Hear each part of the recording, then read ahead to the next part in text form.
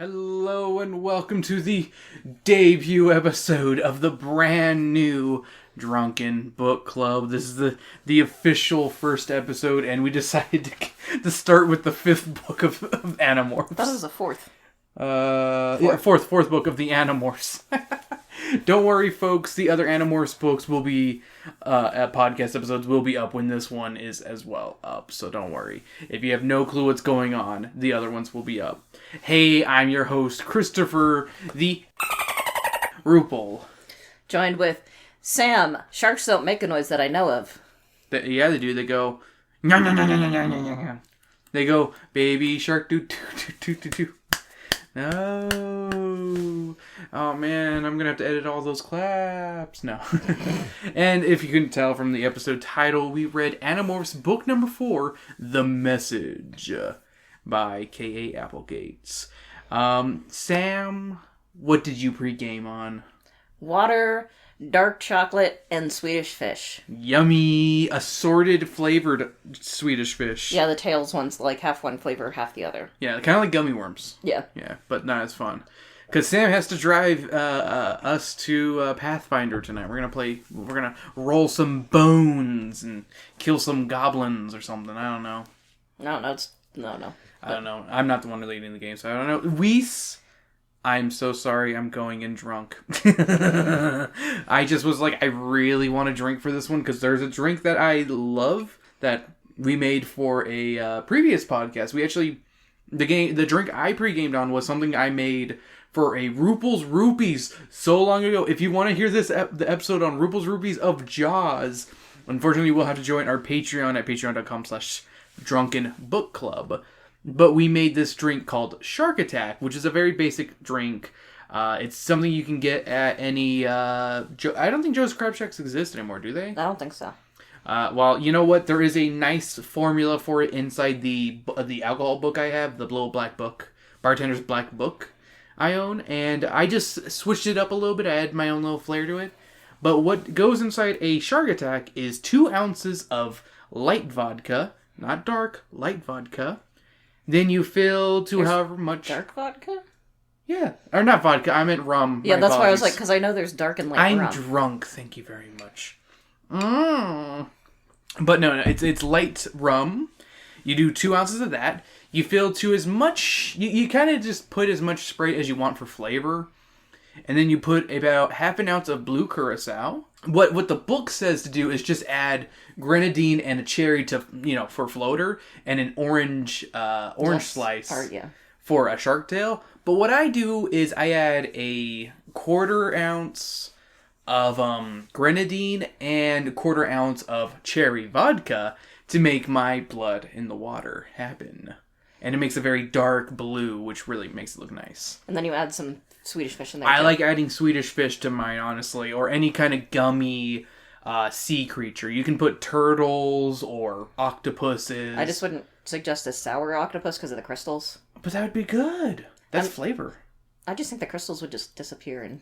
It would get into the drink and make it more flavorful. I don't know. I think it would. How much you want to bet? How much you want to bet? I think it's going to be an agree to disagree. I'll bet on it. I can't drink right now. I mean... I can't. We don't have shower octopuses either, so we're at a stand. Yeah, so I'm not betting because. But we can still bet. No. Come on, bet. I don't want to bet. Bet me that fat ass. I'm gonna own it by the end of this episode. I'm a dirty old man. I'm gonna put on my hat. Put on your hat. That you know what? You work it. Thank you. Yeah, I was about to say you look like a hip, cool '90s chick. Thank you. Oh, hey, that works for the book. Yeah, I was gonna say. Got it at World Market on clearance. Yeah, it looks nice. I like it. Thank you. Is it reversible? Yes. Yeah. Oh, there we go. Now you should wear it in the reverse to see how cool it looks. The only problem is the tag. The tag. Well, you can probably rip off the tag. Don't rip it off now. That's going to get stuck in my bedroom. See? That's bedroom? Even more 90s. That design. I think that's a cooler design, honestly. Because, okay, one side is like an olive green. It's an olive green corduroy. Yeah. I want to be specific on that. Very specific. Well, the other side is a... Plaid, like black and orange. Yeah. With white stripes. I like it, honestly. I like both sides. I think the only problem with the brown and the black and orange is it's very specific for outfits. It's very specific, but you know what? Hey, guess what? I'm rocking it. The only reason I don't like you in it, Huh. you look too much like your brother. Ugh. No, Bub can wear a beach cap. I can't. I don't look good. I don't know why it doesn't quite work for you. It doesn't. Hats don't work for me in general. I don't think I look good in a hat. I think you look good in, like, either a broader rimmed or, like, a more structured rim. Yeah. Like a cowboy hat. Cowboy hat, or... I haven't liked you in the bowler, not gonna lie. Yeah. I think I look good in a bowler. Okay, why do I have Twitter open on my thing? Okay, so Sam, first impressions. What were your... You went into this one actually knowing, quote-unquote, the story, because you read this as a kid. Yes, so I actually read this in, I think, like, 5th grade for... So what were your first impressions? Did you remember what the story was? I remembered vaguely. I remember the shark attack the most vividly. And I knew... Since we've read a couple of Animorphs since before this one. Yeah. I knew it was going to involve probably the Yerks. And some other, like, Visser 3... Not shenanigans, because I feel like that's way too light of a term for... No, like, plot. Yeah. That kind of plot. 3, evil plot. Yeah. And... I'm Visor 3. I am here to destroy these children known as the Animorphs, who I believe are still Andalites. That's my Visor 3 voice. Nice. Now, what'd you think? It was good. Did you think it was hot? A little bit. Don't judge me. You like villain voices because they're deep. Yeah, so... I'm not judging. But is that all for your first impressions? Well, I knew it was going to be Cassie just because both the cover and... You can tell who it is from the cover always. Yeah, my first impressions are, if memory serves me right, this is the one where they find their official 6th member by going under the sea as Dolphinsman. Also, this is a Cassie Isn't book. it 5th? 5th member?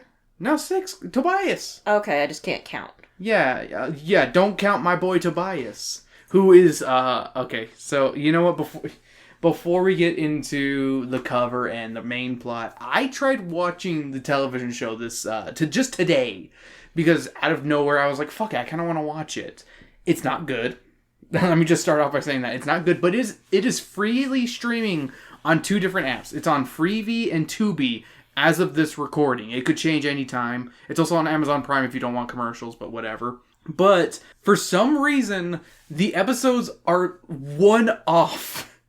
So episode 6, The Message, the one I wanted to watch to coincide with this episode. I was like, fuck it, I'm going straight to that one because I know what goes on with this story. It's not that fucking hard. It's a Nickelodeon show, you know? Yeah. But Nickelodeon disowned it. But what's good? I skipped straight to The Message, and it's immediately I Am Jake Part 2, which is the 2nd episode of the series, and I'm like, what the fuck is this? What's going on? So I'm like, okay, maybe they switched the 2nd episode with the 6th episode, you know? Maybe it's just that little bit of an error. But no, the 2nd episode is the 3rd episode, and the 3rd episode is the 4th episode, and so on and so forth. So, if you want to watch the Animorphs show, you watch the 1st episode, then the 6th episode, and then you go back to the 2nd episode on these streaming services. Because, for some fucking reason, they're messed up. Maybe I should complain, but at the same time, it's a free app, so I don't really, you know. Of like a 20-plus-year-old show. Yeah. It's 20 plus, yeah. But yeah, I mean, but one of them is run by Amazon though, for sure. Like Freevee is an Amazon app, but it's messed up still. I don't know. So can I brag about one thing about this specific book? Yeah, go ahead. It's signed by K.A. Applegate. It is. This specific copy that we own, along with the 3rd book as well, is signed by K.A. Applegate. We had her sign it the last time she was in town this year. Yeah, that was really cool. She was amazing. I cried. I think I cried a little too. I cried really hard. She was all like, "Oh, you're crying, eh?" Well, she was like, "Don't cry, I'll cry." She's like, "Oh, you're crying? Huh, little bitch boy? You gonna cry?" And she like slapped me. He was like, "Come on. Trans lives matter. You think trans kids will cry when they see K.A. Applegate? No, they're gonna be stronger than that." And she slapped me again. She's really cool. Yeah, that's totally what happened. Yeah, that's totally what happened. She wasn't just a total sweetheart. And like, oh my gosh, she's like the sweetheart aunt. Yeah. Sweetest lady. Lady. If you get a chance to meet her, I definitely recommend it. She welcomed every single person in that line. Because, like, we got there late, and, like, she was just, like, she stuck it through while everyone else left. Like, champion K.A. Applegate. Yeah. Well, to be fair, she also had a line where a lot of other people didn't. Yeah. So, but she was still doing such a class act. I mean, she was sitting next to the guy who did The Dog's Purpose, and she wrote a book with him. Yeah. And he left. He left about midway through when we were through the line. And again, I think he ran out of people too. So. Yeah, which is fair. To his credit. Yeah, he seemed nice. He looked nice. He was giving away free bookmarks to people who are educators. Nice. And I kind of wanted to be like, hey, Sam's a sex education educator. Sex educator, would you give her one? But he left before I could say anything. I probably would have been too bashful and like would have been like digging my toe in the ground, being like, okay, you're my hero. Okay, that was still fucking cool though.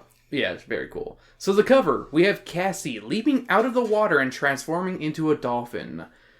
Usually it's the third one is the most horrifying, but I would say that the second image... No, that's my thought too. Is the most horrifying one. Is the second one is honestly the creepiest to me. Yeah, because like by the fourth one, like even by the third one, she's like a full dolphin.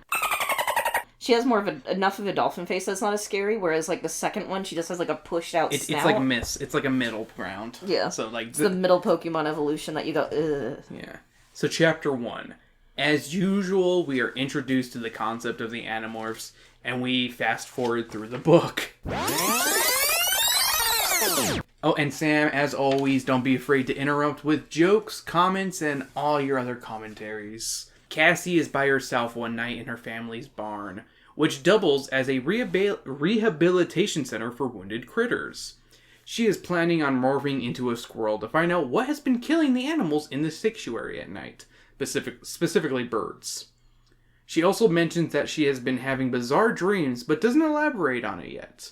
She morphs into the squirrel, and I love the detail of how she loves how it feels to morph, and doesn't go into the painful details, but the beauty of it all. Yeah. It really brings out her character, a very unique attribute to her character, how it's like, not like bones crunching and super painful. Like the body horror in this book isn't in her transformations as much as they are in the other books. Yeah, I was gonna say, she points it out for a second in one of the transformations, but it's not like the others where you go, oh god. Yeah, it's like when she's first transforming into a dolphin.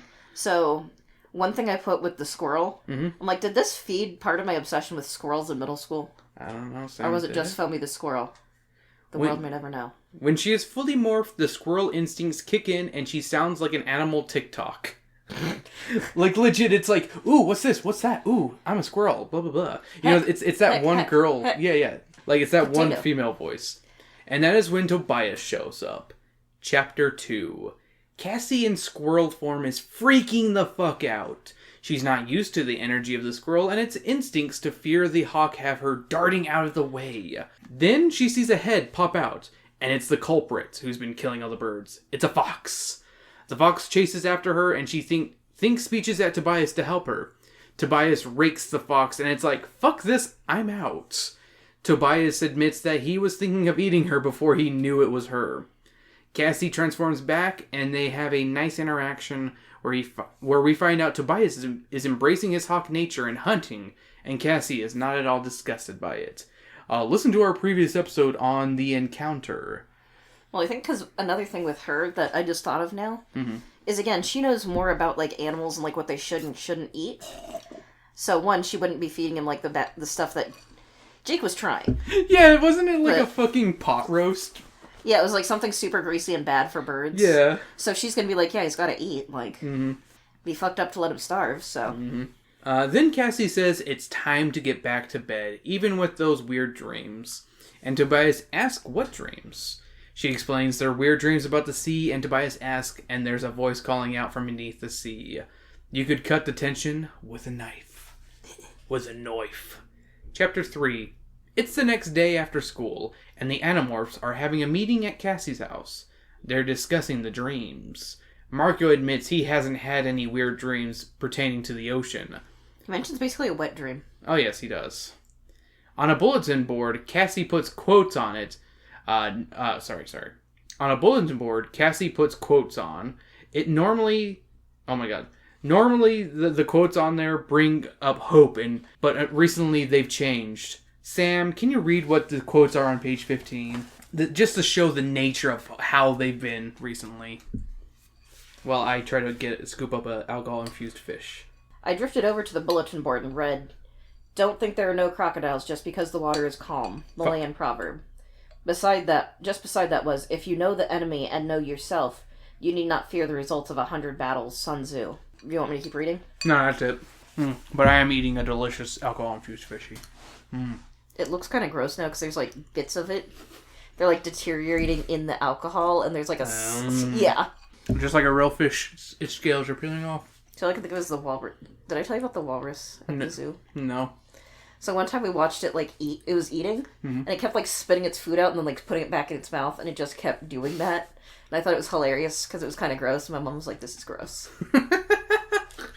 That was the true Mr. Walrus. So, upon what Sam had just read, it shows a real change in their lives as they no longer walk together to their meetings and have to ensure that the location is secure and without family members. During this meeting, only Tobias and Cassie have had the similar dream, but Jake has something recorded on a VHS tape. Now you kids, a cassette tape or VHS tape are these weird rectangular boxes we watched movies on and recorded movies. Oh. Okay, Gary. I don't think anyone doesn't know what they are nowadays. It was a news report with an older man who had found a weird metallic object on the beach. Jake thinks the object is from an Andalite ship because it has writing similar to when he had entered the ship to get the cube. Cassie faints at this realization and Jake catches her. Chapter 4. Cassie feels as if she's falling into the sea and hears a voice calling to her through mind chats. It says on page 21, if you, Sam, would kindly read. I'm here, a voice called to me. I am here. I cannot survive much longer. If you hear me, come. If you hear me, come. Ooh. She awakens and feels a bit dazed. She finds that Tobias has also fallen unconscious as well. In a Family Guy pose, I'm not kidding. He's literally like one wing over. Oh yeah, I thought about that. I was like... He's literally in the Family Guy fall over pose.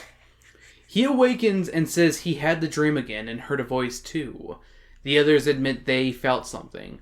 They believe the voice to be of an Andalite. They all agree they need to save the Andalite that is trapped under the sea. Even Marco agrees, which is a huge surprise, as he never wants to help and is always apprehensive. Chapter 5. That night, they head to the beach to see if they can find a clue or hear who is calling to them. But they're not alone. The group known as the Sharing are also there, combing the beach along with their vice principal, Mr. Chapman. Or is it their principal? I don't remember. I can't remember either. I feel like that part's just kind of more of a footnote than anything, of like which one. Tobias says they're searching for the same thing, and that Visitor 3 is also having the same visions. Soon the Sharing find their location, and the Animorphs have to run away. They run in all directions and are even fired at because the Yeerks are fucking jerks. Chapter 6. They continue to be shot at and decide to rush to the water and morph into fish. Sadly, they don't know any saltwater fish to morph into and must become a trout to escape. The saltwater burns their scales and is harsh to breathe, but they are able to escape. Chapter 7. The kids don't meet up for about 2 days, as they do have lives outside of being Animorphs, Sam. Let them live their lives. They're children. Let them live their lives. Okay. One day, Cassie is shoveling shit when Jake comes over. Jake came over to ask about Cassie's dream and what they should do about it. Cassie is unsure of what to do as she has fears of the ocean and admits she's used to the land and soil. You know, it's fair to fear the ocean. The ocean's a scary place. Like, I get it. It's valid. We even learned that her family has owned this land since the Civil War. The decision is up to Cassie of how they're going to get to the Andalite ship. They ponder the best animal option they have and think of what animals are at the garden, the place where her mother works. And think of either a seal or a dolphin. Though Cassie shows hesitation of morphing into a dolphin, as they're such smart animals, Jake leaves Cassie with her options and her manure. Chapter 8. The team heads over to the gardens the next day. They rush to the wildlife exhibit and towards the big tank where the dolphins are. The kids meet the dolphins and are amazed at their jovial yet intelligent nature. Not that one. He blew his money on lottery tickets. Shame on him. They question the ethics of using animals to morph and whether they're no better than the Yeerks they fight. They have no clear answer and just take the DNA from the dolphins. Chapter 9. The kids have a 3-day weekend to enact their plan. They meet by a river that empties out into the ocean. They have Cassie go first, as she's the best morpher. She reluctantly does, and fears what the mind of the dolphin will be like, and whether it will let her have control or not. The transformation happens, and Cassie anticipates the animalistic instincts, but is met with something entirely different. She is filled with the urge to hunt and play, and tells the others to hurry and morph so they can all play. I fucking hate that dolphin noise so goddamn much. Why do I keep making that noise? I don't know. Yeah, and you know what's the worst part? I'm going to be recording that noise and putting it over my own. So it'll be great to hear. Chapter 10. They move as a pod towards the ocean in a most merry way. They end up playing for nearly 45 minutes. Tobias is warning them that the dolphin's brain is definitely taking its toll on them. They don't seem to care, but Cassie figures out how to use echolocation and finds trouble. The others do the same and find a large shark is nearby, and suddenly they get serious, because fuck sharks. Yes. You're not supposed to agree with that. True. Fuck those specific sharks. There you go. Chapter 11. They soon realize that there are many sharks and they're attacking a humpback whale. They decide it's fuck shark o'clock and start attacking the sharks that are attacking the whale. They initiate their attack and Cassie wounds one. I'm going to point out this is the part that I remember. Like, I remember them fighting and her, like, going against it and being like, oh shit, this is not great. Yeah. But the sharks attack back and eventually they stop fighting and cannibalize the wounded shark. I did not remember the cannibalism, though. Everyone seems to be okay, except Marco. Marco's tail has nearly been bitten off and was dangling by a few jagged threads. It was useless, and they were in the middle of the ocean. Chapter 12. The team is unsure of what to do. They call upon Cassie to make the decision, and she tells him to morph back to human, and then back to dolphin, and it'll be okay. They're unsure of this, but Marco morphs back. They swim to him to get him to the surface, and the humpback falls below them. Also, Marco can't swim. That's an important note. It'll probably come up in the next book as well. Because it's Marco's book. The humpback, they swim to get him to the surface and the humpback falls below them. It wishes to show its gratitude and brings Marco safely to the surface. The whale then communicates with Cassie for what seems like a long time, but is only 10 minutes. It tells her its life story and then tells of another being in the sea. It tells her of the location of the lost Andalite. They decide their time as dolphins for today is over and will search another time. Marco successfully remorphs into a non-wounded dolphin, and they return to shore. Chapter 13. The next day, Cassie checks up on Marco to see how he is doing. She sees Marco's father depressed in front of the TV in nothing but a bathrobe. They have a true heart-to-heart about fear and how Cassie is afraid of the responsibility of being a leader and making choices that could end in death. Marco does a good job of explaining his fears and how he doesn't let them overrun his life. Cassie then tells Marco about what she saw in the newspaper. It was 2 articles about a treasure hunter and a marine biologist about to go exploring in the nearby ocean to find something. Cassie and Marco think they're both Yurt controllers. Cassie still has second thoughts about going back out there, but Marco reassures her that this is an important mission. We must save that Andalite motherfucker. Chapter 14. A few hours later, the group meets up and discusses their plans. With the info they got there from the whale, they know that they won't have enough time to get there and back in 2 hours. So they plan on hopping a ride on a ship going that direction by morphing into seagulls and then hopping off the boat and morphing into dolphins. They agree on the plan and will meet up tomorrow to enact it. We end the chapter with a sweet scene between Cassie and Jake, where she builds upon their ship dynamic. What? I mean, yeah, basically. I'm trying to remember, there was like an ironic part, and I don't know what it was. I think it was in, I'm gonna look at 85, sorry. Yeah. Because I put like, it's like rain. Yeah, go ahead and check it. Yes. I'll wait.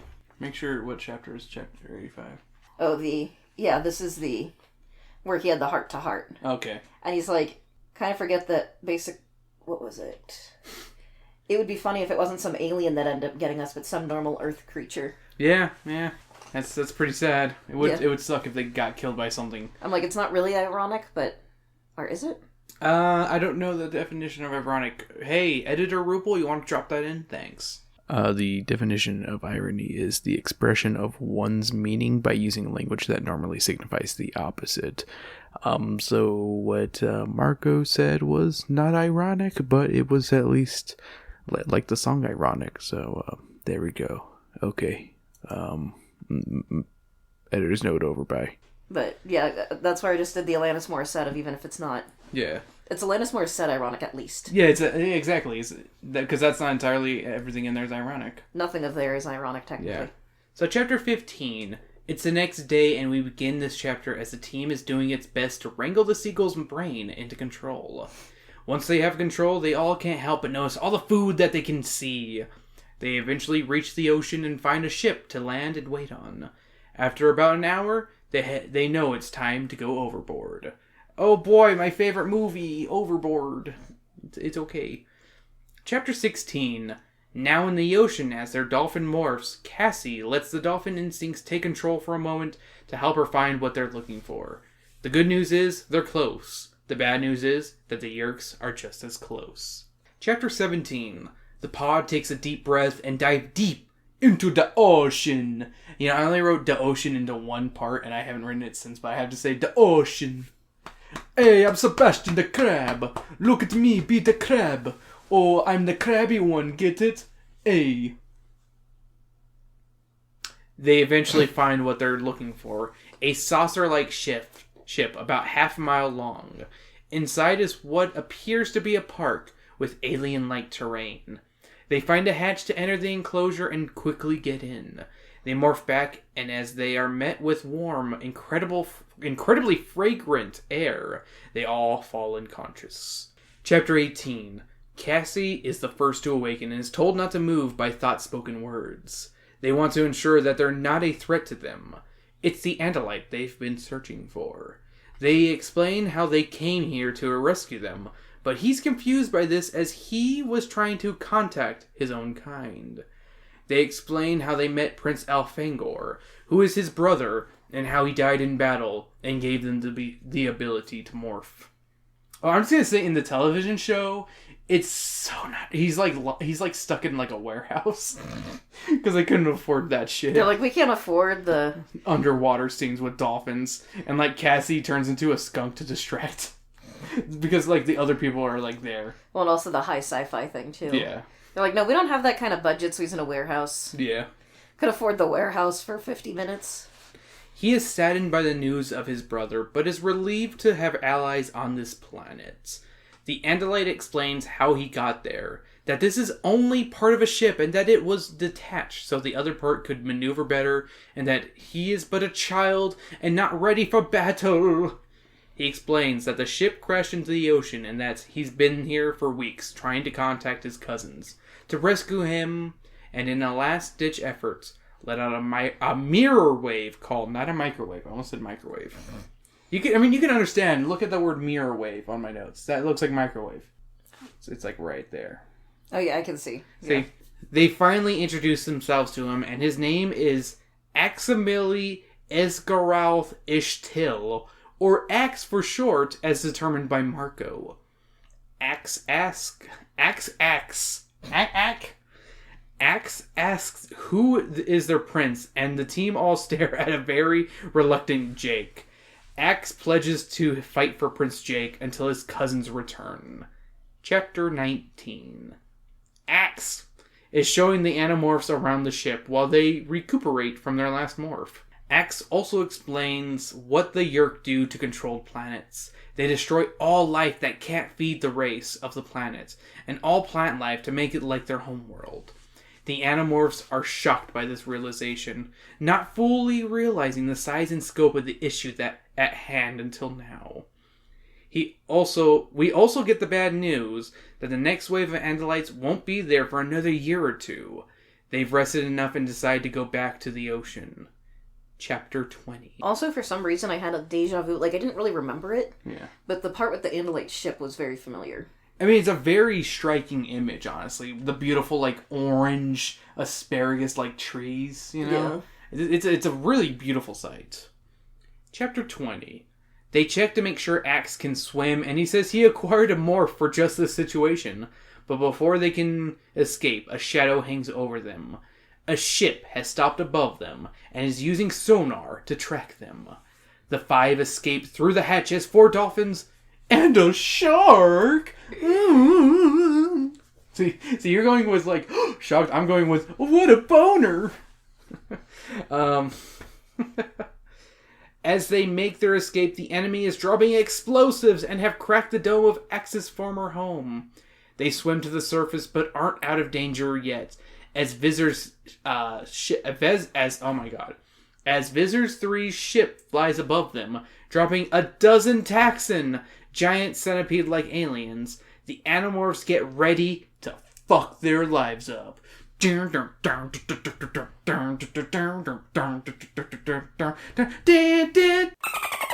What? I was just thinking of that with all dolphin noises. Chapter 21. The Animorphs make mincemeat out of the soft Taxons in their ocean forms. They need to get to an island to rest before heading home, but Visor 3's ship and the boats are still on top of them. Then the blade ship drops something big, and it disappears. The kids find out it's Visor 3 morphed into a space ocean animal called a Mardrut. The Mardra is large and propels itself through the water by shooting water out of 3 large chambers. It's time to swim the fuck away. Chapter 22. The huge red and purple monster was slowly gaining on the team as they panicked swam as fast as they could. They were all getting tired, but not Visor 3. Visor 3 taunts them with threats of enslaving them or just eating them. He hasn't decided yet.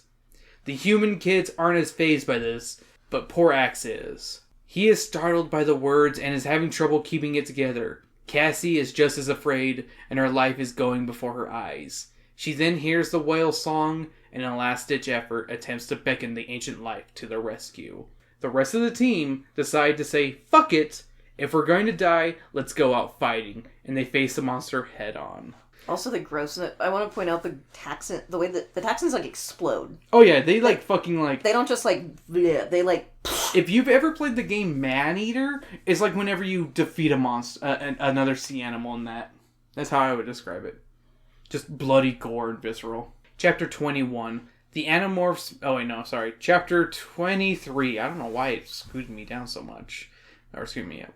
Visor 3 lets out one more taunt before lunging at the gang, but suddenly, from the ocean deep, comes 5 whales to save the day. 2 sperm whales. And 3 humpbacks. They fight off Visor 3 and he runs away in fear. The kids morph back on top of the whale, who allows them to rest on its large body. Cassie, exhausted from everything, falls asleep on the whale. When she awakens, they're near the beach.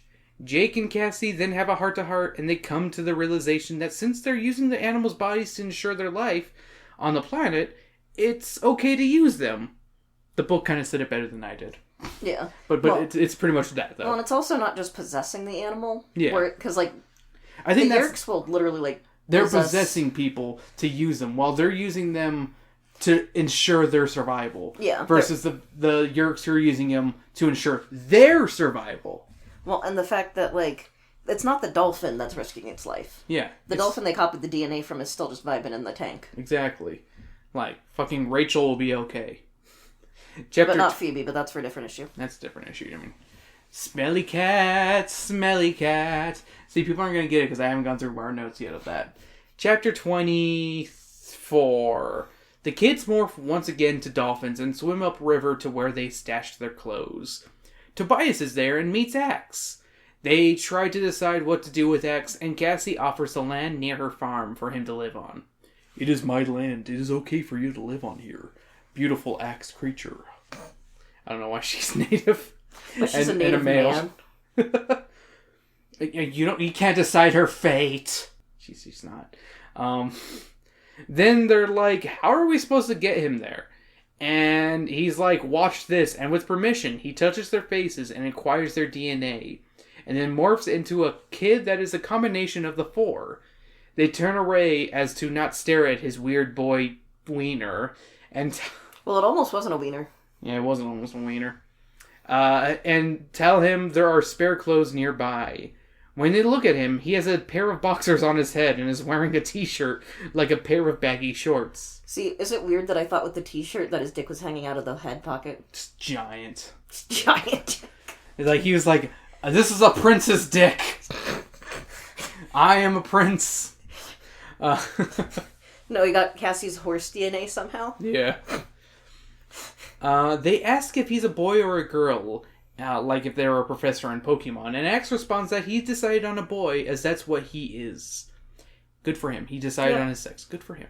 Good on him. Well, technically gender. Well, sorry, gender. You know what I mean. Yeah. I mean both, technically, because he could have. Yeah. Axe is also perplexed by the human mouth, and repeats many of the words he says. Remember, kiddies, Andalites don't have mouths to communicate with. And I'm assuming the other creatures he's morphed into don't speak either.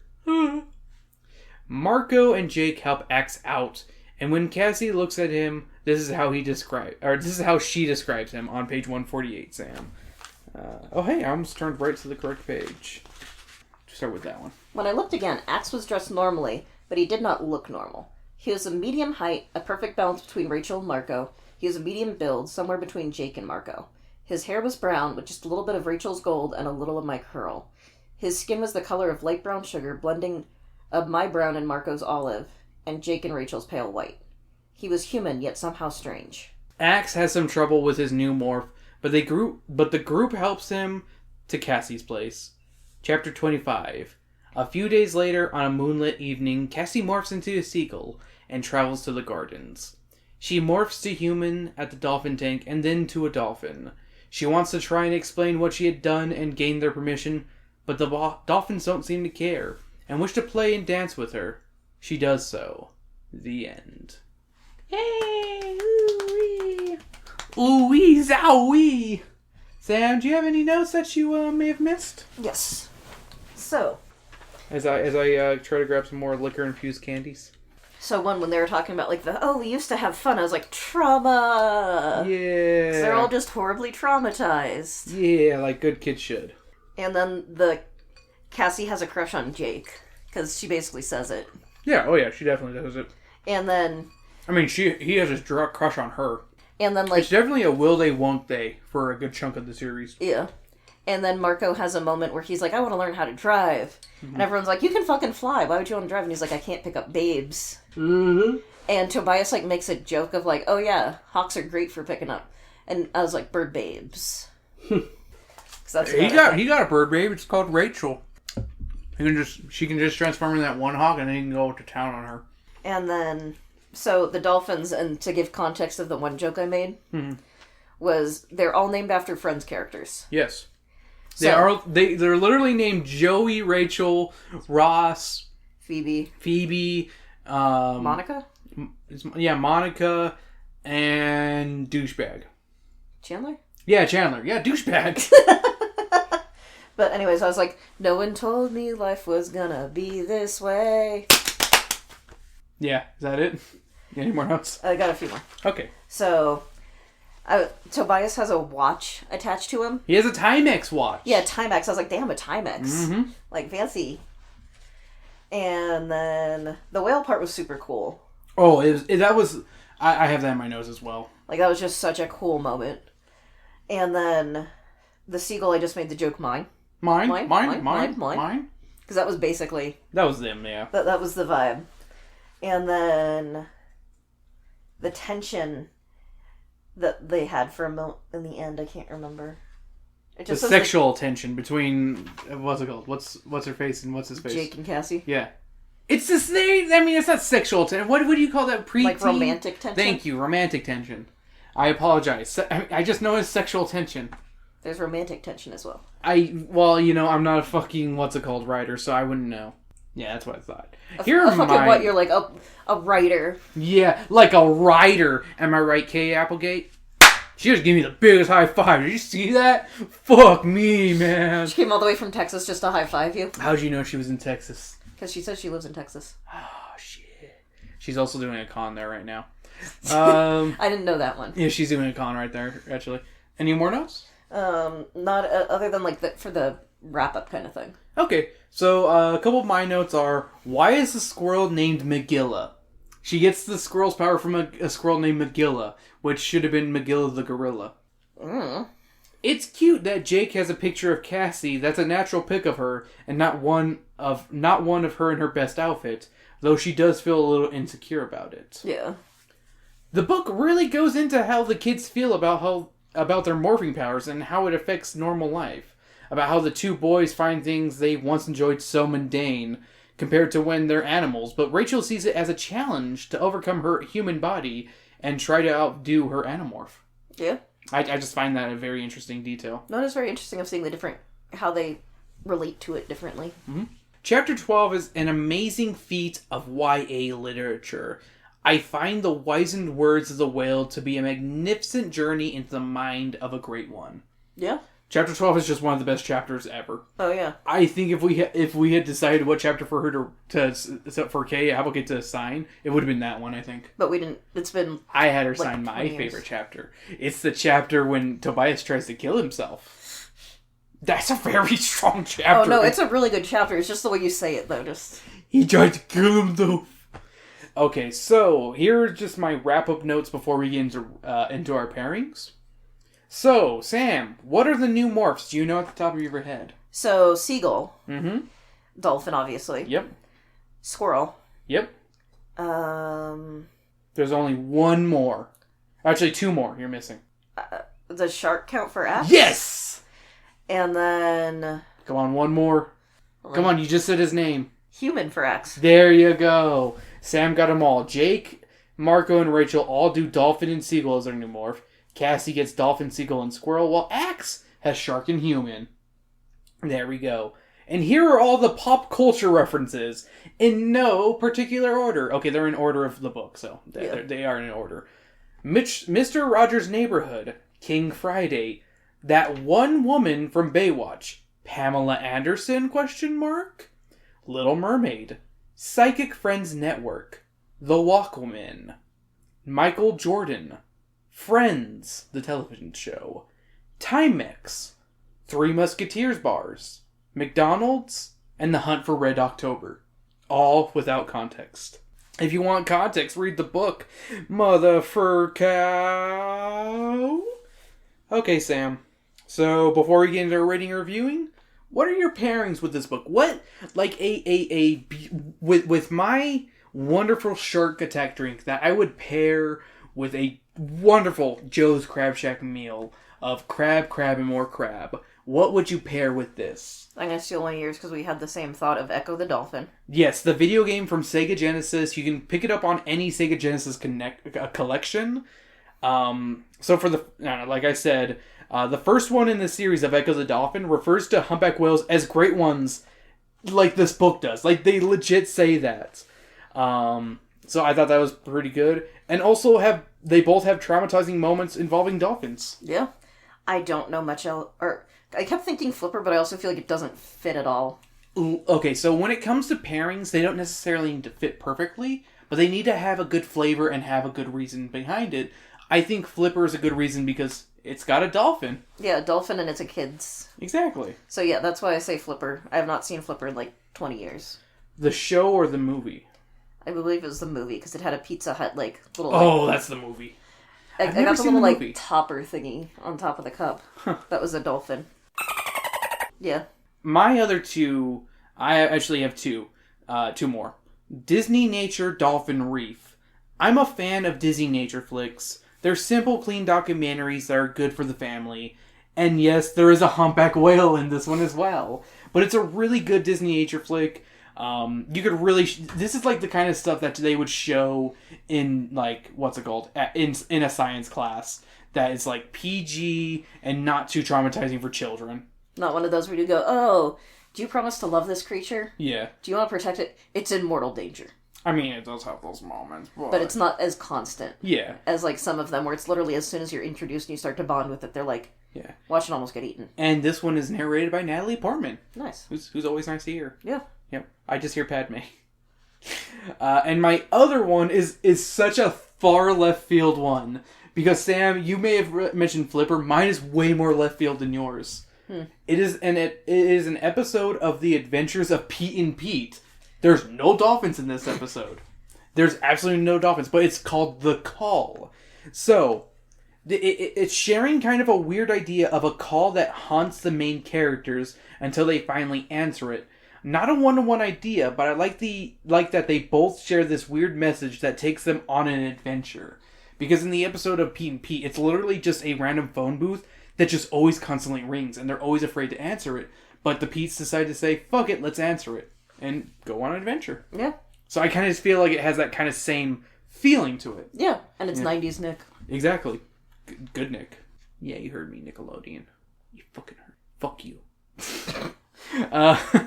So ratings and reviews, or rating and reviewing. Sam, what's your review of this book? So I feel like part of it was, and this kind of sums up how I felt about it, it was hard to take notes in it because I just didn't want to put it down. It's so good. Yeah, because I realized like one time I was like, oh shit, I haven't written anything for like.